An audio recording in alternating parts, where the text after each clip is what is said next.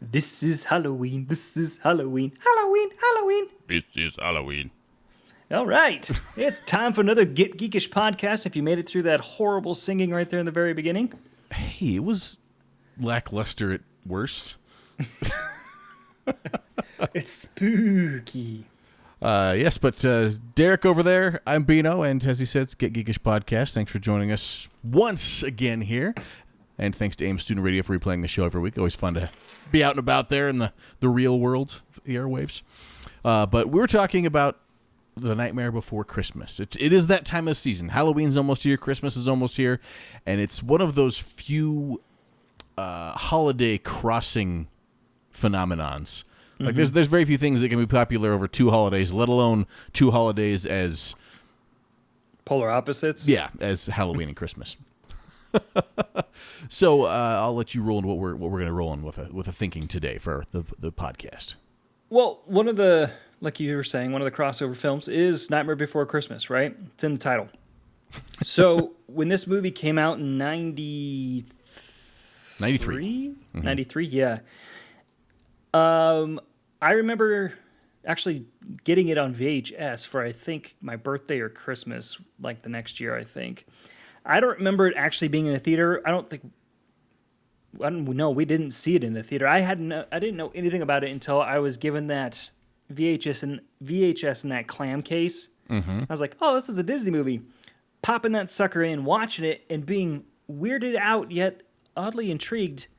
But my parents hated it.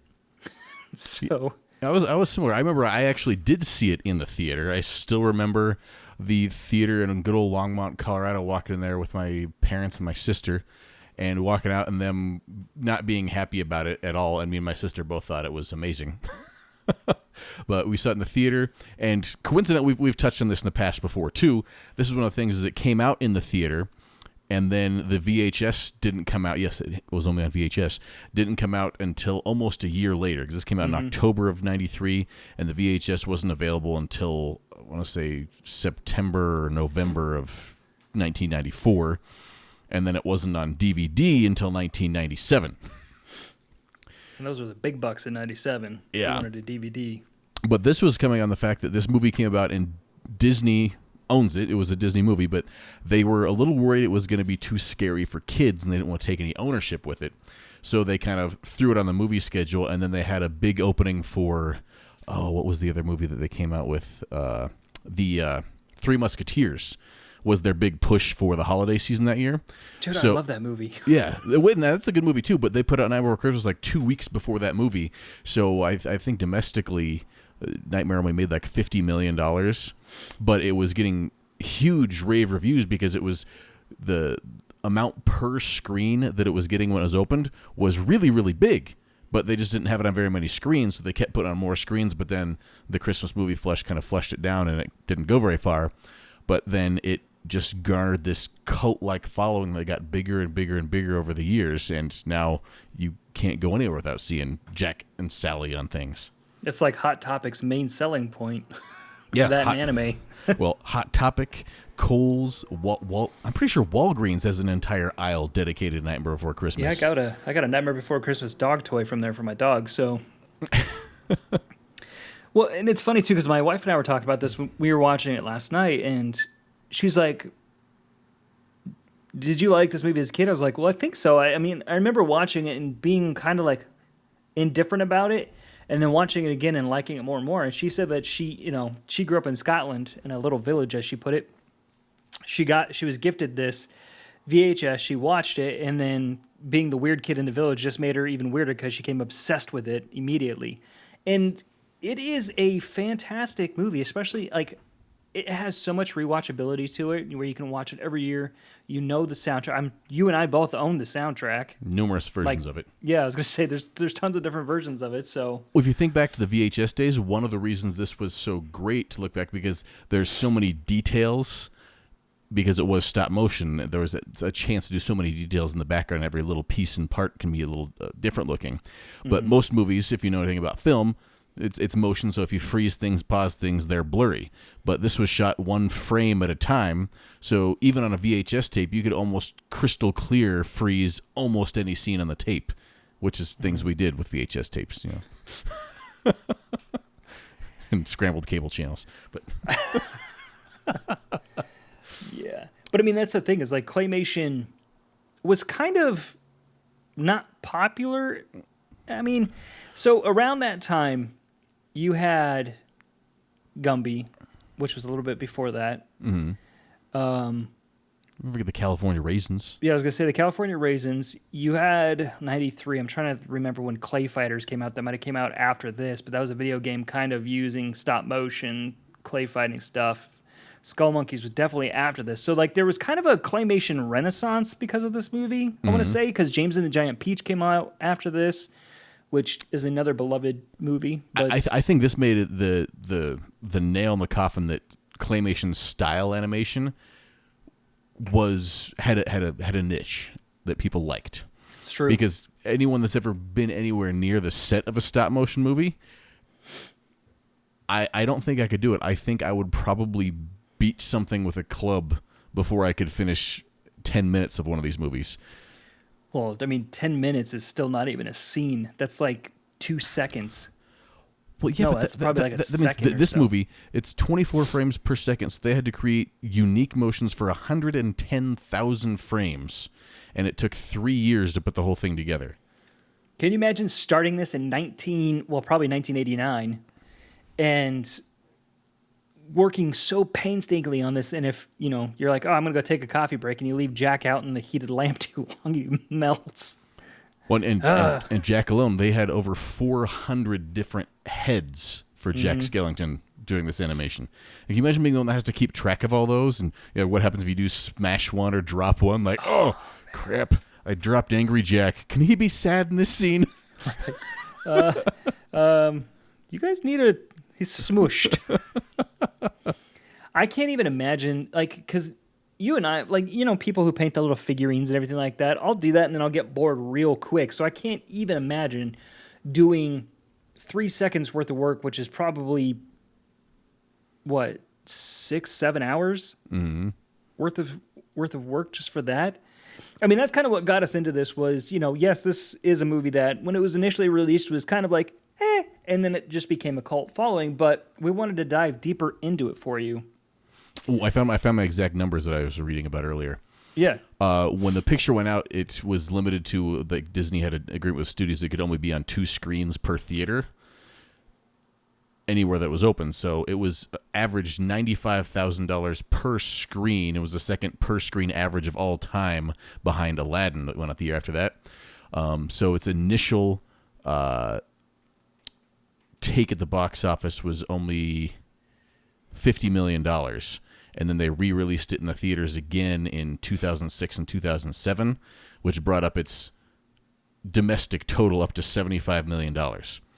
Which for modern movies, $75 million at the box office is nothing. So for a movie that made that little at the box office to be this culturally significant, bravo. So yeah, that's what we wanted to hit you with was the weird facts like that, because again, I didn't see it in the theater. I don't even remember marketing for it, in 93. So I remember getting it, my birthday was October, so right in that time frame when it came out on VHS. But one thing is we know it's a Disney movie, right? A lot of people don't know that. They released it under the Touchstone name that they owned because they didn't want it to be seen as a Disney movie until they could make money off of it. Right, and it also came out as Tim Burton's The Nightmare Before Christmas, which is kind of, misleading because, his name goes above the title for serving as producer, creating the story, and coming up with the look and the characters for the movie, but the actual directing and everything like that went to Henry Selick, who went on to do James and the Giant Peach and Coraline. But they decided to use him because he was a bigger name thanks to the success of Pee-wee's Big Adventure, Beetlejuice, and Batman. So they're like, hey, you want to do this? And he's like, well, I'm busy doing Batman Returns, but here's my buddy. You can just use my name. It's an interesting take on that, too, because I was reading an interview with Henry Selick, and when you read the interviews between him and Tim Burton, it doesn't seem like there's any animosity between the two. They both are super happy they got to be a part of it. Right. And Selick's line was, I believe, it's kind of like Tim Burton laid the egg and then I sat on it and hatched it. Because this Nightmare was also based off a poem that Burton had written years ago. So I think he said that in his mind, from when The Nightmare Before Christmas first came into his head, it was almost 20 years before the movie came out, when all was said and done, of creating it, coming up with a storyline, getting it to somebody else to film it. And on the actual filming of the movie, they said that Tim Burton was actually only on set maybe 8 to 10 days out of the 3 years. So it really was like he came with the idea and said, all right, you do it. You go to town. You make this happen. Here's my baby. Well, and that's the thing too, is like you said it was a poem. So he kind of got the little poem going while he was working as an animator for Disney on Fox and the Hound and the Black Cauldron. He began toying with a cartoon project of his own, which led him to Vincent, which is a great little short that's on the DVD extras. But also the plot was kind of inspired by a reoccurring collision of holiday store decorations, which we're seeing more and more as we go on in years. It used to be Halloween. Go ahead. Go for it. I was going to say, when every person now complains about seeing Christmas decorations up before Halloween and all that kind of stuff, that is the exact same boat that Tim Burton was in, and that was kind of the inspiration for The Nightmare Before Christmas. Yep. Which, we have a huge thank for that. That's like, I'm glad that he was so annoyed by that, yet enthralled that he decided to kind of do this. So I really am happy that. But he also imagined it as a television special, kind of like Rudolph the Red-Nosed Reindeer. Yeah, there's no secret with that, because the Christmas specials, I mean, everybody's seen those. There's Rudolph the Red-Nosed Reindeer, there's Frosty the Snowman, there's Santa Claus is coming down. That whole genre of ones where they're all stop-motion clay animation, and I'm pretty sure almost all of us watched them over and over and over as kids. And they're still kind of nostalgic, but you show them to kids nowadays, and they watch it and go, wow, that movie's lame, Dad. But everybody had those in the mind, so the idea of he originally imagined The Nightmare Before Christmas being a TV special like one of those things. And you can see that in some of the animation for it, but he took it to a whole new level, and instead of these cute, cuddly creatures, the creatures in Nightmare Before Christmas are actually terrifying, but they're still somehow adorable. I mean, it's a clown that tears his face off, but it's still just a character that lives in Halloween Town. He's not scary. He's just creepy. And they actually got a fight with Disney about that, too, about Jack having eyeballs. If Disney had had their way, Jack Skellington would have had big, goofy, lovable eyeballs inside of his eye sockets. I'm really glad that they didn't, because that would have just been weird. Yeah. Had he actually had eyeballs, that that would have ruined the movie and not made it. That's great. And if you're wondering what that looks like, just get some googly eyes, put it on your Jack Skellington. Yeah, and try to imagine looking at that for an hour and a half. Oh, man. And they put their foot in the sand of the eyeballs, and Burton also put his foot down and turned down. He got offered a boatload of money in I think it's the mid-2000s, or 2005, whatever, to make a CGI sequel to Nightmare Before Christmas. And he said, no, this was a story that's one and done, and it's the way it is. We're not going to water down anything about Nightmare and do anything like that. So, well, like a sequel, I'm not going to lie, I'd like to see a sequel. I don't know what they would do with it, and you're right, it probably would ruin it, especially if they go CGI, because CGI is not going to be... If they did a sequel with somebody that was in love with The Nightmare Before Christmas enough to do a full... claymation animation reboot and do a good story that Burton was okay with, I could be okay with that, but just making a sequel for sequel's sake is not going to do this movie any favors. No. At all. I'm glad that he didn't go the whole money grab type of... Well, it's funny because by not doing that, they got so much more money out of it. Right? Well, it's so weird too, because like this became popular again, like the early 2000s, right? Yeah, it was re-released in theaters in 2006 and 2007, which was 10 years after the DVD came out, and then it's just been it's become that. I read another article about that, of kind of why that happened. Of when it came out, it was such a unique take on thing that there were so many people, especially on the fringe groups of popularity in schools, that really loved Nightmare Before Christmas. Mm-hmm. And by the 2000s, a bunch of people that had been inspired and loved it growing up had established themselves in things like the music industry. AFI's Davey Havok, My Chemical Romance's Gerard Way. Emo music, yeah. Blink-182's Miss You. Yep. They have song lyrics that mention Nightmare Before Christmas in them. They have a clothing line from Atticus, and it was full of clothes that look like the designs that could have been from Tim Burton films. They had the Nightmare Revisited soundtrack that came out that had Marilyn Manson and Korn and Rise Against and Evanescence and all these bands that had grew up with Nightmare Before Christmas being a part of their lives and kind of just rehashing it to everybody else. And now it's synonymous with not only Halloween but Christmas for a lot of people as an annual tradition. Like, it's, oh yeah, we have to watch Nightmare Before Christmas. Heck, our kids just watched it again tonight. Mm-hmm. I was going to say, we watch it twice a year at least with Halloween and Christmas. Mm-hmm. So, watching this film, as a kid, I didn't really appreciate it, because I didn't know what went in to the making of it. And as we talked, like, the claymation is just painstakingly, like, every little minute detail. What do you think the hardest scene was to make? I mean, because there's a lot of them. You look at that, you're like, how did they do that? I read the article you're talking about, so I know the answer to it. And after reading it, I sat there thinking about it, and because I love being behind a camera, and thinking about what it would take to make that specific scene makes my head hurt. So the scene in question, the most difficult shot was him opening a door. So when he's opening the door to Christmas Town. Yeah, it's got the big gold reflective round handle that he's reaching at. The dedication for the filmmakers to be as true to shooting like a live action as possible. This shot proved especially challenging, and when Jack discovers the part of the forest with a pathway to the other holiday worlds, by the way, that's why I would want a sequel, is for him to go to like Thanksgiving or something like that and slap the pilgrims. He looks longingly at the Christmas tree door. A close-up of its shiny golden knob reflects his mournful skeleton as well as the trees behind him as he advances to open it. Getting the reflection just right took a great deal of time, care, and attention. I'm sure at one point somebody on there was doing that, and you went, you know what? Screw it. Do we really need this scene?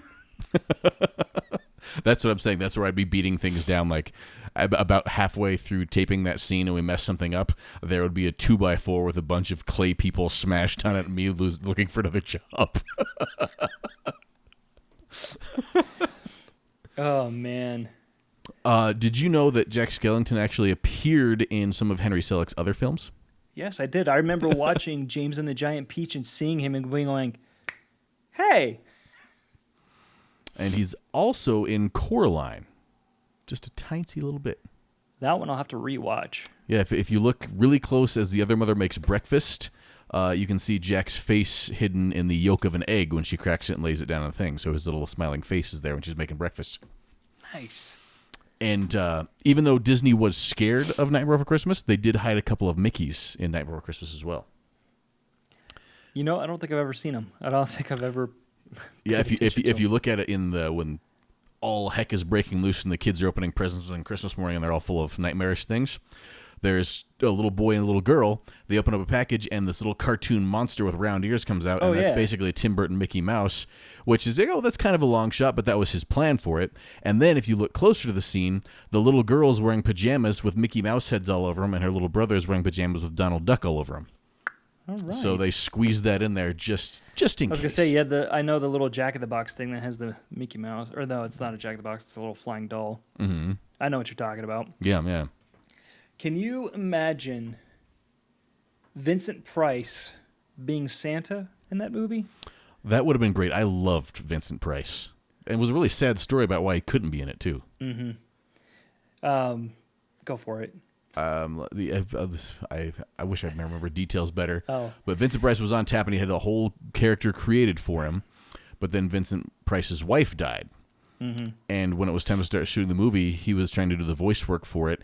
And the story goes that Vincent just sounded so depressed that he couldn't be Santa Claus because Santa's supposed to be this holly jolly man. And they said it just sounded like hollow because Price was so distraught over the bad things that going on in his life that they couldn't have him be the voice actor for it, which is awful. Right. For all you youngins out there, go look up some Vincent Price. Or just watch Edward Scissorhands because isn't he in that? That's true. He's the guy that makes Edward Scissorhands, the inventor guy. But I remember he used to read, what was it show? It was almost like a Masterpiece Theater. Oh, yeah. But he was the host who'd go on, and he had this super creepy vibe that he could do with everything, but it was so creepy, but you wanted to go like shake his hand and be like, oh, that was really cool, man. That was terrifying. He has a very distinct voice. Yes. Very distinct. Very distinct. Another thing that threw me off too is I remember getting the soundtrack, the actual motion picture soundtrack, right? Mm-hmm. You're listening to it and it starts with the narration, where it tells the story, kind of a narrating, setting the groundwork for it. And it's a familiar voice. It's Sir Patrick Stewart. And I remember listening to that going, yeah. And for some reason, I had that Mandela effect where I just made it up that was part of the movie. And then when I started watching the movie, I was like, where's the narration? So he was actually supposed to be in the movie. He's called in to read poetry that was intended for the film's opening and closing narration, and the lengthy monologues were eventually pared down to a few lines, and then they were reassigned to the film's Santa. So that's kind of disappointing, but at least they kept it on the soundtrack, which... Yeah. The fact that they recorded it and still had it and shared it with us was great. This is one of the Nightmare Before Christmas, all the special editions and bonus features. Generally, I am not a big fan when they have, you've got the director's cut where you can watch all the commentary and all these extra bonus features. Most of the time, I don't give two hoots about. The Nightmare Before Christmas one, I could watch most of that bonus footage on repeat over again. It's just fascinating going through. They show how the animation works, the different kind of stories, the actor things. It's like seeing behind the curtain. It's really good. Another actor fact, and I've shared this with you, and this is one of the ones that I think blew my young mind when I was a kid, and I found this out, that Jack's talking voice and singing voice are not the same. Mm-hmm. His talking voice is the Six-Fingered Man, Prince Humperdinck. No, which one? Anyway, one of the dudes from Princess Bride. Princess Bride, thank you. My brain just went all cattywampus there. I think it's Prince Humperdinck from Princess Bride. Yeah, I'm pretty sure it's right. Is the talking voice for Jack. The singing voice is none other than Danny Elfman, who used to be the band Oingo Boingo. That's where I forgot he was in Oingo Boingo. Oh my god. Oh man. The 80s pop band Oingo Boingo. So the singing voice and the talking voice, honestly, they sound pretty close, which is fantastic. Mm-hmm. So obviously we know Danny Elfman scored the movie. He works with Tim Burton a lot. He does the Simpsons theme, that whole thing. So that's pretty cool. And then another one that blew my mind was the voice of Sally.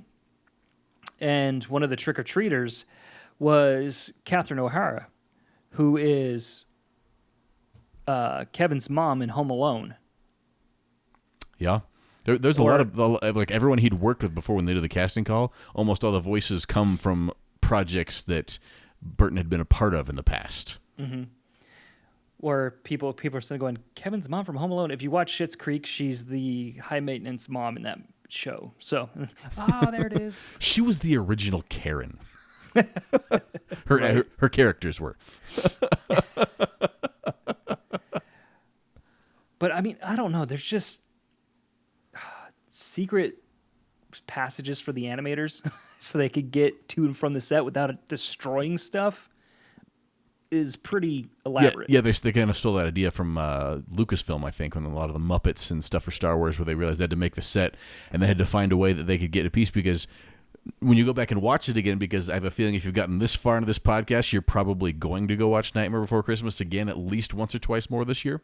Mm-hmm. You can pause on some of those different scenes and realize that everything changes. A lot of cheap movies, we'll say some of those other Christmas specials, Rudolph the Red-Nosed Reindeer, you can watch the film and nothing moves except for like the main character or 2 or 3 characters at a time move. In Nightmare Before Christmas, every scene, everything's moving. Tree branches are waving in the background. Flags are waving in the side. Every character's facial expressions are changing, and they're turning around because they changed everything for every shot they took. Like, it was magnificent craftsmanship. Can you tell I'm excited about how much time they put into this movie? That's the thing. As a kid, you don't appreciate it, but now we're like, oh my gosh. Yeah. I'm glad you guys had the time and patience to do that. Because I sure wouldn't have. Well, and I know one thing that's still, like, I love this movie to no fault, but I do wish that the final battle would have been a little bit more.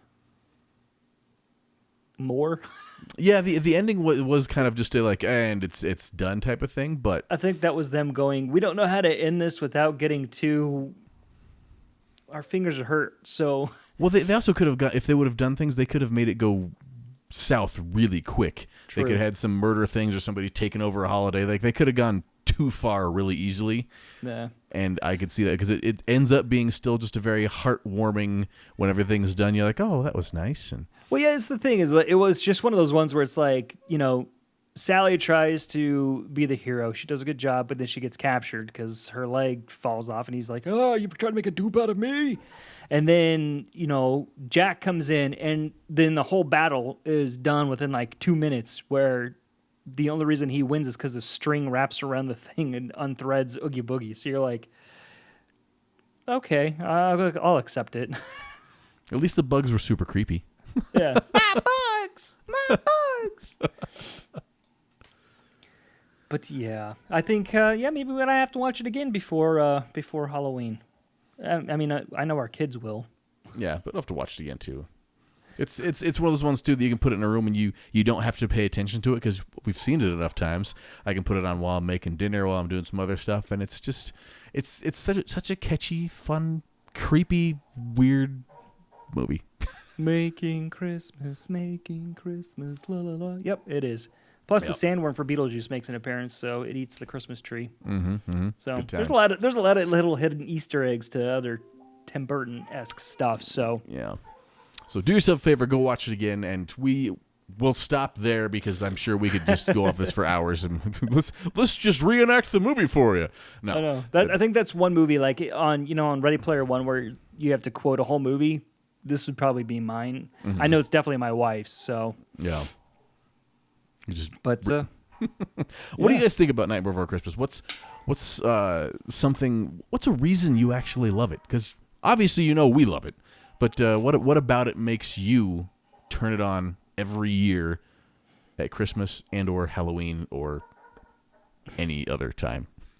Let us know at Get Geekish, and then anything else you have to add before we sign off for tonight? No, I'm good. All right. Well, all right. Hopefully you learned a little bit, and happy almost Halloween and happy almost Christmas and happy claymation animation watching. Woo!